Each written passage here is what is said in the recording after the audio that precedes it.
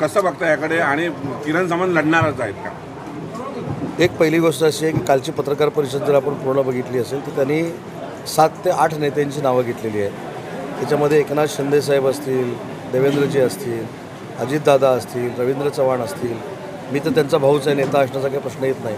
परंतु नितेश राणे असतील, दीपक केसरकर असतील, या सगळ्यांनी जर पाठिंबा दिला आणि त्यांचं जर म्हणणं असेल तर मी नक्की लोकसभेची निवडणूक शिवसेना धनुष्यबाणावर लढेल अशा पद्धतीचं त्यांनी सांगितलं.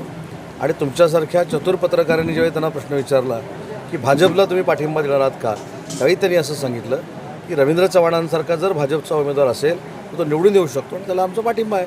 त्याच्यामध्ये काय वावगं आहे? त्याच्यामुळे दावा काय आम्ही सोडलेला नाही. शिवसेनाच या ठिकाणी लढली पाहिजे असं आमचं सगळ्यांचं मत आहे. परंतु याच्यामध्ये निर्णय एकनाथजी शिंदेसाहेब, देवेंद्रजी आणि अजितदादा घेतील. देश विदेशातील प्रत्येक घडामोडींचे लाईव्ह अपडेट मिळवण्यासाठी आता साम टीव्हीच्या सर्व सोशल मीडिया प्लॅटफॉर्मला लाईक, फॉलो आणि सबस्क्राईब करा. तसंच सर्व नोटिफिकेशनसाठी बेल आयकॉन प्रेस करायला विसरू नका.